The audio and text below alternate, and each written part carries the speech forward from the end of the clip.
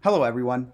Today we're going to learn how to use iOS shortcuts to save Moovs as a mobile app. Let's go ahead and get started. We're going to first locate and search for the Shortcuts app. We can do that by swiping down and typing in shortcuts to find the Shortcuts app. We're going to open up the Shortcuts app as you can see here and locate the plus sign on the top right. Once we select that, we're on our way in creating our new shortcut. What we'll do here is type in our shortcut name. So in this case, I want to get access to the trip view because that's my favorite location to look at all my trips. After we do that, we're going to want to add an action. We're going to click Add Action. We're going to want to search for Chrome. For most of us, we'd like to use Chrome because it's the most powerful web browser for the phone to open up Moovs. As soon as you type Chrome, you'll see the action that says Open URLs in Chrome.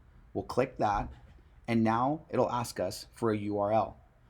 At the beginning of the video, I posted the trip view URL. So go ahead, you can type this out or copy it from the description below, and I'll go ahead now and paste this here. As soon as I paste this, I now have the URL and I can click Done on the bottom middle right screen.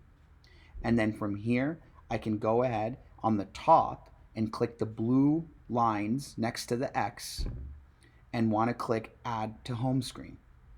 As soon as I click Add to Home Screen, I can then click Add. And then now, as you can see, the trip view is here in the bottom. What I like to do is I have a folder for all my Moves shortcuts so I can access anything in Moves whenever I want. So I'm going to go ahead and hold the icon, drag it into the Moves shortcut, click Done on the top right.